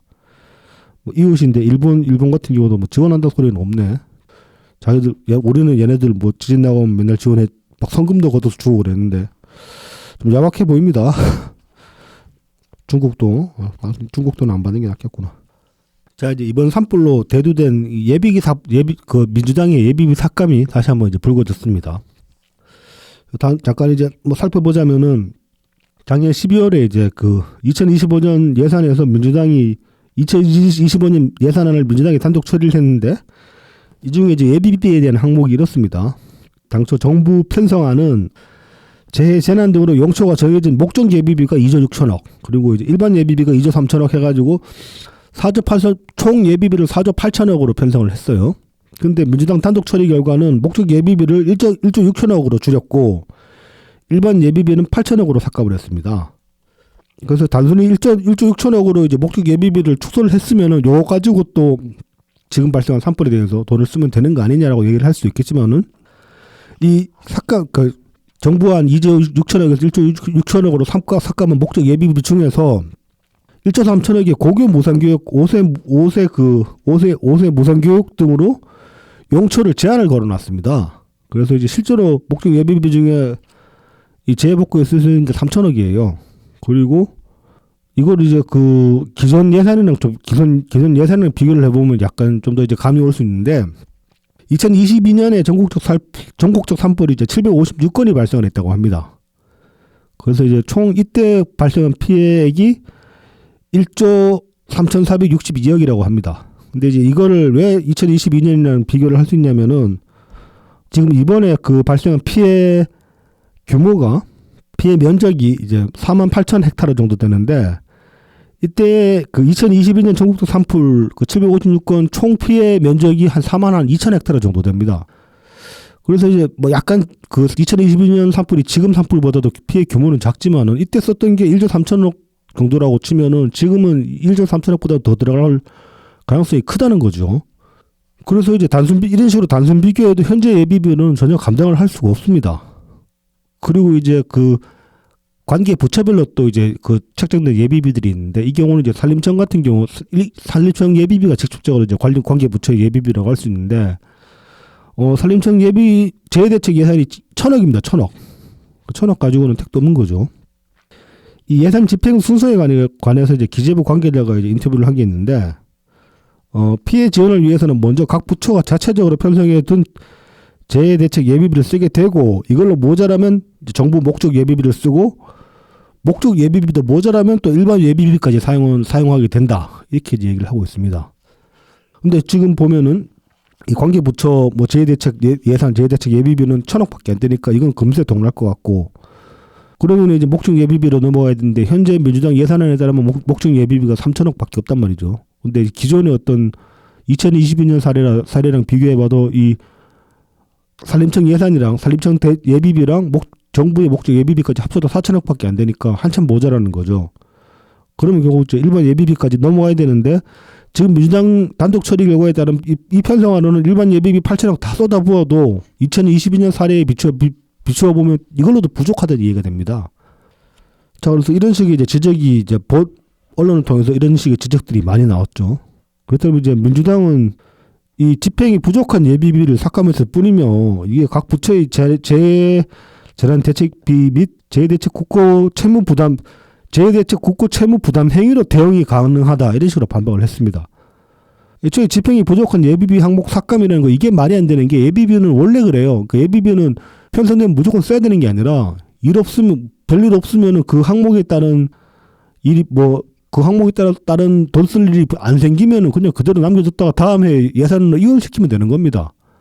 근데 이거를 그냥 돈 안 썼다는 이유로 잘랐다, 이런 식으로 얘기하는 건 애초에 말이 안 되는 소리고, 그리고 이제 재해대책 국고 채무 부담 행위로 대응 가능하다, 이런 식으로 민주당이 얘기를 했는데, 이 국고 채무 부담 행위가 뭐냐면은 국회의 사전 의결을 받아서 예산 확보 없이 미리 채무를 부담하는 행위라고 합니다. 그래서 이제 한마디로 그냥 국채 발행하라, 빚내 가지고 복구하라는 이런 소리가 되는 겁니다.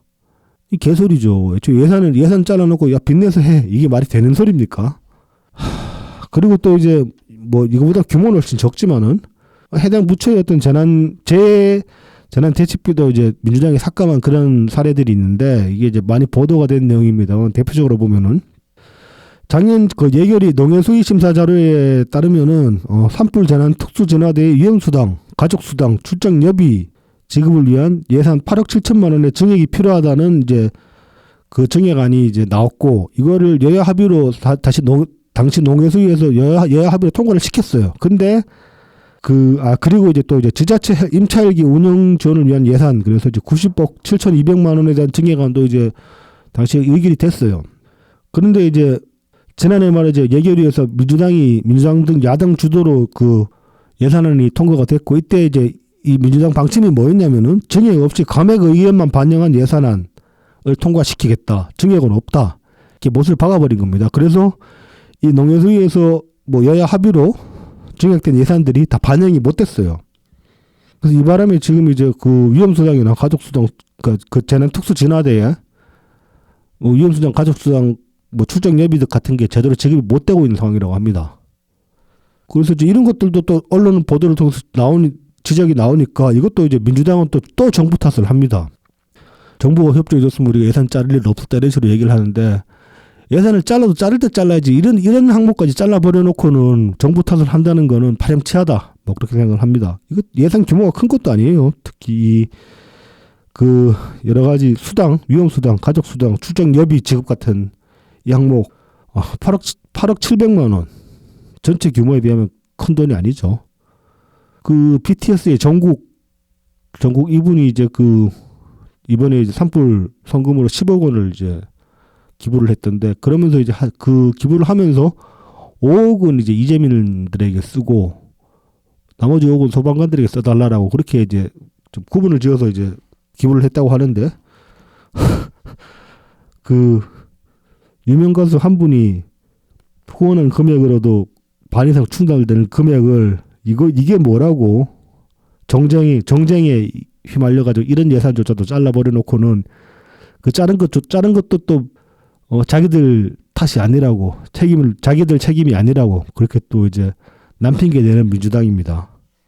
자, 또 이와 관련해가지고 이제 예비비에 대해서 어떤 이재명의 인식을 좀 엿볼 수 있는 그런 일화가 또 이제 하나 있었죠. 3월 28일 날 경남 산청 산불 지휘소 현장에 이제 이재명이 갔는데, 이날 이제 산불 지휘소 현장에 가니까 산림청 공중진화대원들이 이제 인원 확충, 교육 훈련, 처우 개선 등을 이제 건의를 했습니다. 뭐 이재명이 왔다니까 그렇게 얘기할 수 있겠죠. 그러니까 이재명이 이렇게 얘기를 합니다. 산불 진화는 아주 특정한 시기에 다 몰려 있는데 나머지 기간이 인력 낭비 아니냐라는 우려들이 있다라고 얘기를 했는데, 이런 우려는 이재명 말고는 한 사람 본 적이 없거든요. 미친 새끼죠. 그러니까 이제 진화대원이 이렇게 얘기를 합니다. 저희는 모모라는 직업이기 때문에 숙달 반복 훈련이 전혀 안 되는 상황에서 산에 올라가는 것과 꾸준하게 숙달 반복 훈련을 해서 올라가는 것은 전혀 다르고 대처하는 상황이 전혀 다르다. 그러니까 평소에도 계속 관련된 훈련을 해야 되고, 무엇보다 이제 현장에 익숙해지는 게 중요한데 평소에 아무것도 안 하는 것처럼 생각하면 곤란하다라는 얘기죠. 이게 그 산림청 공중진화대원들이 평소에 그러니까 산불 없는 기간에도 계속 그쪽으로 뭐 헬기를 타고 가든 아니면 직접 산에 오르든 해가지고 그쪽 지형에 일단 익숙해져야 되고, 그리고 이제 단순히 지형에 익숙해지는 게 아니라 그쪽 지형 지물, 그러니까 그쪽에 뭐 나무들이 어떻게 배치되어 있고 뭐 어느 숲에는 무슨 어떤 나무가 많이 살고 그런 것들을 서식하고 있고 그런 것들을 다 파악을 해야 된단 말입니다. 그런 것들이 익숙해져야지 이제 불 끌 때도 훨씬 이제 효과적으로 화재 진화를 할 수 있게 되는 건데, 그런 것들은 다 무시하고 소방관은 불 나면 불 끄러 가는 거지 불 안 나면 할 일 없지 않냐 이런 식으로 얘기를 한 거예요. 이재명이 말하자면은. 이거 정말 심각한 인식 수준입니다. 그리고 이제 이런 인식 수준이 이런 인식이 왜 나오냐면은 이게 포퓰리스트라서 그런 거거든요. 이게 이제 말하자면은 이 소방관이 평소에 하는 이 산불 진화 소방관들이 평소에 하는 일이 없어 보인다. 라고 그렇게 볼 수 있는 시각이라는 게 어떤 정치 효능감, 지지자들의 정치 효능감이랑 맞물려 있는 거라고 보거든요. 그러니까 지지자들은 그렇게 봅니다. 평소에 저 공무원들 하는 일 없이 돈만 축는다. 그렇게 얘기를 하다가 이런 식의 일 터졌을 때 갑자기 이재명 같은 인간이 등장해가지고 평소에는 안 쓰던 돈을 확 쏟아 부어가지고 갑자기 막 일을 잘하게 만드는 것처럼 연출을 해내면은, 그러면 이재명이 일 잘하네 이렇게 되는 거고, 그런 식의 연출을 좋아한단 말입니다. 그쪽 사람들은 평소에 이 사람들이 보이지 않는 곳에서 어떤 역할을 하고 있는지, 어떤 준비를 하고 있는지에 관해서는 관심도 없고 알지도 못해요. 그걸 해야 될 만큼 생각의 깊이가 있는 것도 아니라서 그런 사람들을 어필하는 그런 말이라고 저는 생각을 합니다. 이 이재명 예산 타령, 뭐 쓸데없는 예산, 낭비되는 예산 막는다 이런 식의 이 담론도 굉장히 좀 역사가 깊죠. 뭐 그 지자체장 시절부터 뭐 새는 돈, 뭐 보도블록 까는 돈, 그런 새는 돈 막아가지고 뭐 예산을 절감했네 이딴 식으로 얘기를 많이 했었는데, 사실은 뭐 그게 이제 그 담론도 꽤 오래된 담론이긴 합니다만은, 그리고 저도 이제 지자체다 지방자치단체들이 제대로 행정을 하고 있느냐에 대해서는 많이 의문을 가지고 있습니다만은, 적어도 어떤 그런 시설 유지 보수에 관련해서는 그걸 새는 돈이라고 저는 말할 수 없다고 생각하거든요. 자, 얼마 전에 서울에서 싱크홀 하나 발생해가지고 또 이제 안타깝게 한 분이 돌아가셨죠. 그런 것들도 사실은 저는 그거 서울시 책임 있다고 보거든요. 왜냐하면 후속 보도를 보면은 싱크홀 위험 구간들을 서울시가 어느 정도 파악을 하고 있었어요. 파악을 하고 있었는데 거기에 대한 어떤 제대로 된 뭐 유지 보완 같은 걸 못하고 그리고 싱크홀 위험 구간을 파악을 하고 있었음에도 그거를 공표를 안 했어요. 왜 안 했냐면은 그걸 공표하면 인근 지역에 땅값 떨어지니까. 뭐 이제 이건 좀 개딸이 얘기긴 했습니다만, 아무튼 뭐 그런 것들이 발생했을 때, 그러니까 그런 위험성들을 발견했을 때 그걸 계속 유지 보수를 해나가야 되는 거거든요. 이 사람 사는 곳은 어디든 간에 이 지역이라는 것도 전체 크게 놓고 보면은 저는 하나의 거대한 집이라고 생각을 하거든요. 서울시 같은 경우도 마찬가지고, 구조적으로 봤을 때. 그렇게 보면은 뭐 아파트 사시는 분들은 잘 체감을 못 하실 수 있지만은 주택 사시는 분들은 많이 체감을 하실 것 같은데, 이 집이라는 게 그냥 지어놓고 들어가서 살면 되는 게 아니잖아요. 계속 뭔가 어딘가에 하자가 발생을 합니다, 집은. 그래서 계속 그런 하자가 있는지 없는지 들여다 봐야 되고, 하자가 발생하면 또 계속 고치면서 살아야 되는 게 집이고, 이건 도시도 마찬가지입니다. 뭐 도시뿐만 아니라 시골도 마찬가지입니다. 그런데 이재명은 그렇게 이제 유지보수하는 것들, 그 다음에 그런 유지보수할 곳이 없는지 살펴보는 것들을 다 불필요한 예산이라고 얘기를 해왔습니다. 그리고 그런 것들이 먹혔어요. 왜냐하면은 시민들이 보기에도 사고가 터지기 전에는, 뭔 일이 발생하기 전에는 거기에 대해서 미리 예방 조치를 취하는 게 어떤 의미를 가지는지를 생각을 안 해보기 때문에, 그러면 그걸 쓸데없는 돈이라고 여기는 경우가 많습니다. 보도블록 교체한다고 뭐 그게 쓸데없는 돈이라고 그러는데, 보도블록 한 개만 약간 깨져가지고 귀퉁이 나가 있어도 그 잘못하면 하이힐 신고 걸어가다가 거기 발 빠지면 발목 부러질 수도 있어요. 그런 것들 갈아치우는 게 쓸데없는 예산이라고 말을 할 수가 없는 겁니다. 그건 엄연히 시민의 안전과 직결되는 문제이기 때문에. 그런데 이제 그런 것들을 굉장히 이재명은 하찮게 여기고 하찮다 못해 그걸 쓸데없는 짓이다, 낭비다라고 말을 해온 거예요, 그동안에. 그리고 이제 그런 것들이 생각 없는 사람들한테 먹혀 들어간 거죠. 그래서 이 예비비에 대한 혹은 이 산불 진화에 대해서도 가지는 이재명의 인식 수준이라는 것도 그때 그 인식 수준에서 뭐 발전한 게 하나도 없는 거예요. 뭐 시장에서 지금 국가 단위 지도자가 되겠다고 나왔으면은 인식의 폭이 넓어져야 되는데 이재명의 언행을 보면은 그런 것들이 전혀 보이지 않습니다. 그런 점에서도 이재명은 국가 지도자로서의 자격이 없다라고 단언할 수 있습니다. 자, 그리고 이제 뭐 마지막으로 이거 이제 이번 주에 많이 나온 얘기인데 이재명의 숨소리. 이것도 참 진짜 여기까지 가서 이 상황에서도 이런 식으로 한다는 게 참 그런데 뭐 이제 3월 27일 날 그 청송군 산불 피해 현장에 또 이재명이 방문을 했습니다. 이재명이 이제 내려가서 이틀 동안 있었다고 하는데 이거 이제 산불 피해 현장 방문해서 MBC 유튜브가 따라가서 이제 라이브로 촬영을 했어요. 그래서 이제 그때 올라온 클립 영상 중에 하나가 이제 유튜브에 올라왔었는데 이게 지금은 논란이 일어가지고 삭제된 상태입니다. 물론 이제 이미 그 논란이 MBC에서는 삭제를 했지만은 그 영상 자체는 캡처 떠져가지고 놔두고 있기 때문에 삭제한 게 크게 의미가 없을 것 같긴 한데 이재명이 이제 기자들 불러놓고 말하자면 포토타임 가지고 이제 뭐 연설 같은 걸 하려고 하니까 이제 그 주민 한 분이 이제 거칠게 좀 항의를 하셨죠. 집어치우고 일단 그만하고 불 좀 끄자 이렇게 이제 강하게 어필을 하셨죠. 거기에 관해서 이제 이재명이 이제 이렇게 코멘트를 냈습니다. 안타까운 상황입니다. 이런 현장에서도 저런 정치적 행위들이 벌어져서 얼마나 다급하면 저럴까 싶기도 합니다. 라고 얘기를 했는데 그분은 정치적 말씀을 하신 게 없어요. 민주당 꺼져라 뭐 이런 얘기 한 것도 아니고 이재명 물러나라 이런 얘기를 하지도 않았어요. 그냥 그 쓸데없는 그만하고 불 좀 끄자라고 항의를 하신 겁니다. 굉장히 좀 그 상황에 대해서 답답하게 생각을 하시고 뭐 이게 지금 조작인지 아닌지 100% 확신을 할 수는 없습니다만은 그와 관련된 걸로 보이는 이제 블라인드에 이제 공무원 글이 하나 올라왔었죠.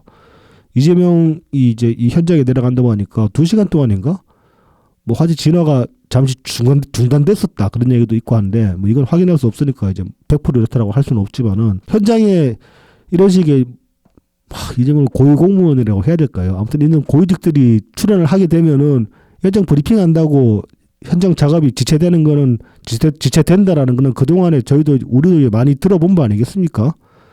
그래서 이제 뭐 이낙연 총리님 같은 경우는 현장 방문하실 때 특별히 이제 그런 말씀하셨죠. 내가 알아서 찾아볼 테니까 그 일선 멈추지 말고 하던 거 하라 뭐 그런 식의 지시도 하시고 하셨는데 이 주민분의 그때 항의도 그런 맥락으로는 충분히 읽을 수 있습니다. 뭐 실제로 보면은 이 뭐 군수인지 뭐 나와가지고 막 이재명 옆에서 설설 기고 그러고 있던데 그래 버리면 뭐 일이 제대로 되겠습니까 현장에서?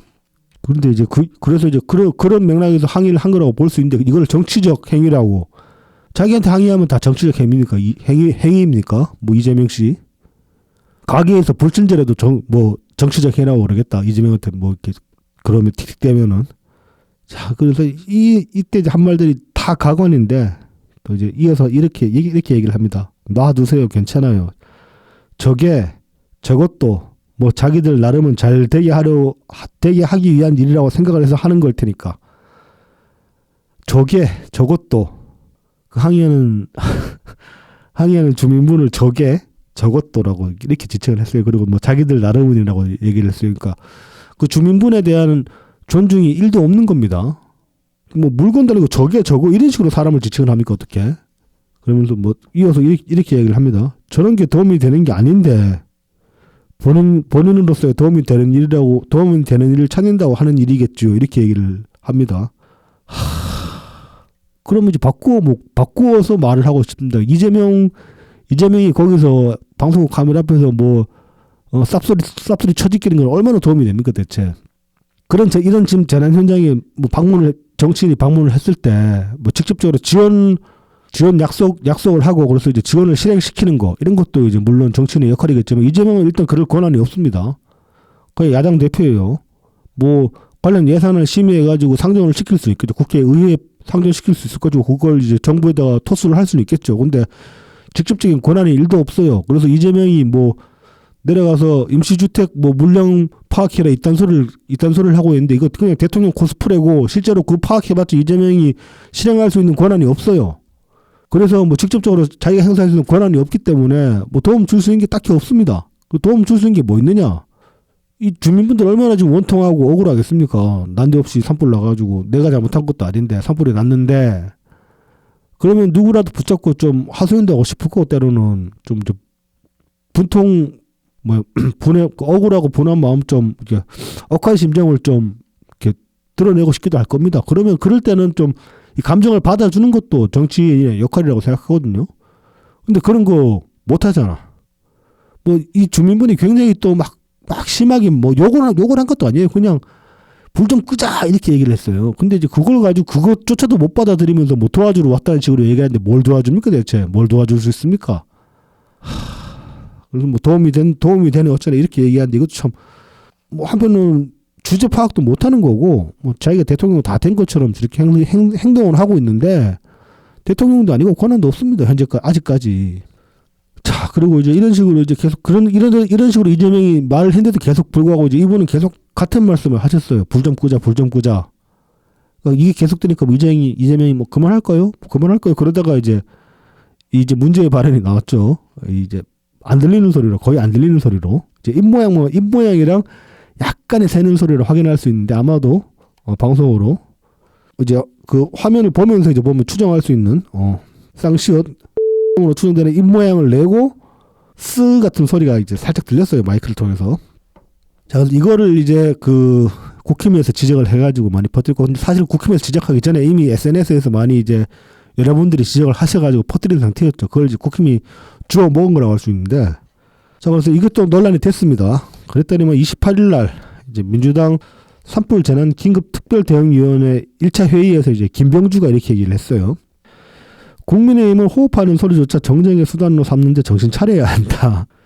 국민의힘 미디어 특위 진짜 뉴스 발굴다리 MBC 유튜브 영상에 고스란히 담겼다며 뭐 이재명이 호흡하는 소리에 쓰라는 음성이 명확하게 들린다. 이게 욕설이 아니냐는 식으로 정쟁으로 삼으려 한다. 그래서 김병주가 이제 뭐 제가 이 대표 옆에 있었는데 그건 호흡하는 소리는 습 이 소리였다. 이게 어떻게 욕설이라면 정쟁으로 사문에서 하는지 모르겠다. 이 대표 스토킹이 현안에 되어 있지 말고 실제 피해 지역에 가서 주민의 목소리를 살펴라. 이렇게 이제 쉴드를 쳤습니다. 뭐 이 밖에도 이제 김형 같은 경우도 뭐 자기가 직접 그 영상 찾아서 봤는데 습하는 소리더라. 뭐 습하는 그러니까 들숨 쉬는 소리더라. 뭐 이렇게 얘기를 하고 있는데 저희 뭐 이 방송 들으시는 분들도 저도 지금 제가 이제 코매밍 소리가 많이 나고 그래서 주로 이제 입으로 많이 숨을 쉬게 되는데 비염이 좀 있어가지고 특히 녹음실이 좀 환경이 안 좋은데 녹음하러 오면 좀 비염이 심해져요. 항상 그래요. 그래서 저도 모니터링하면서 좀 비염 약을 먹든지 해야 되는데 맨날 이제 생각만 그렇게 하고 있는데 아무튼 그래서 저도 말하다 보면 이렇게 들숨 소리가 많이 납니다. 이거 이제 별로 의식하고 들으시는 분은 없으실 것 같은데 뭐 지금 이후부터라도 이 방송 들으시면 제가 이제 숨 들이키는 소리를 이렇게 좀 이렇게 숨 들이키는 소리에 주안점을 가지고 들어보시면 숨 들이키는 소리가 들릴 거예요. 근데 이런 식으로 숨을 들이키진 않죠. 뭐 욕하려다가 참았다. 여기 이제 목구멍까지 차오르는 욕을 간신히 틀어막았다. 저는 그렇게까지는 평가할 수 있을 것 같긴 한데 이거를 숨 쉬는 소리였다라고 얘기하는 거는 이거는 말이 안 된다고 봅니다. 자, 그리고 이제 민주당 뭐 재대책 상황실장 이모성 이 양반도 이런 소리를 했습니다. 뭐 이러한 국가적 재난 상황에서 불구하고 가짜뉴스가 도를 넘고 있어서 앞으로 이런 문제에 대해서는 국민 통합을 저해하는 중대 상황으로 판단하고 엄격하게 엄정하게 대처해내겠다는 말씀을 드린다. 그러니까 뭐 이거 가짜뉴스다라고 지금 주장을 지은 상태입니다. 그래요, 뭐 욕 아니라고 칩시다. 그래, 욕한 게 아니라고 칩시다. 근데 이 영상을 캡처 떠가지고 퍼뜨리는 것 자체로는 가짜뉴스라고 할 수 없잖아요. 이재명이 현장에서 직접 낸 소리니까 이게 호흡 소리인지 작게 욕을 한 건지 욕이 나오려는 걸 간신히 참은 건지 어떤 건지는 보는 사람들이 알아서 판단하게 합시다. 그래서 이거 뭐 MBC에서 영상 내렸던데 다시 올리라고 하세요. 그리고 여러 사람들한테 이걸 보여주면서 이거 욕하는 거 아니다. 이재명 숨소리다. 뭐 이렇게 이제 설득을 하고 다니시면 될 겁니다. 그렇게 하면 되지. 무슨 이거 욕하는 거 아니냐라는 말에 가짜뉴스라고 이렇게 뭐 엄중히 대처하겠다. 이렇게 겁박하고 하는 거는 오히려 그냥 욕하는 거 숨기려는 걸로밖에 안 보입니다. 왜 이렇게까지가 아니지. 지금 이미 이재명 당이 돼버렸기 때문에 뭐 심기경호는 당연한 거라고도 할 수 있겠습니다. 네. 자, 이제 끝으로 우리 당이 이제 이 산불에 관련해 가지고 이제 좀 모금 캠페인을 벌이고 있습니다. 새민주 산불 피해 모금 캠페인 해가지고 이건 지금 4월 10일까지 이제 한다고 합니다. 그래서 후원 계좌는 농협 301 0343 8964 81 새미래민주당 중앙당 후원회 우리 이제 뭐 맨날 당비나 특별 당비 내시는 그 계좌로 후원을 해주시면 되는데 입금자명 뒤에 이제 산불 지원이라고 명시를 해주셔야 됩니다. 그래야지 이게 산불 후원금으로 들어가고 만약에 산불 지원이라고 명시를 안 해주시면 그냥 우리 이제 당 후원금이나 당비로 들어가기 때문에 산불 지원 그러니까 산불 성금으로 내실 분들은 산불 지원이라고 입금자명 뒤에 붙여주셔야 된다. 그래서 이것도 지금 많은 분들이 좀 해주시고 계시더라고요. 자, 뭐 이런 것도 이제 우리가 지금 할 수 있는 일 아니겠습니까? 네, 그래서 많은 동참 부탁드립니다. 이거 대본을 제가 평소에 그 BC님이랑 하는 걸로 치면 이게 2시간짜리 분량으로 나오게 지금 제가 대충 대본을 맞춘 건데, 이거 혼자서 한 꼭지씩 한 꼭지 2꼭지씩 맡아가지고 이렇게 따로따로 녹음을 해버리니까 시간이 많이 남습니다. 뭐 많이 남지만은 뭐 녹음 시간 많이 남는다고 굳이 또 없는 얘기 지어내가지고 주절주절 하자 보면은 쓸데없는 소리만 하게 될 게 뻔하기 때문에 자, 오늘은 이걸로 마치도록 하겠습니다. 앞으로 이제 뭐 대법 판결이 어떻게 날지 혹은 윤석열 지금 이제 뭐 탄핵 판결이 언제 날지도 모르고 아직까지도 지금 일단 이제 이번 주도 넘어가 버렸기 때문에 4월 달도 이제 뭐 4월 초에는 어중간하지 않겠냐. 뭐 4월 1일 만우절부터 해서 뭐 그렇게 뭐 주르륵 있다. 뭐 4월 5일까지 연휴도 이어지고 뭐 그런 것도 있다가 이제 뭐 그렇게 하면서 뭐 4월 중순 돼야 판결이 날 거다. 그렇게 전망하는 뭐 우파 쪽 유튜브들도 있던데 뭐 모르겠습니다. 뭐 날 때 되면 나겠죠.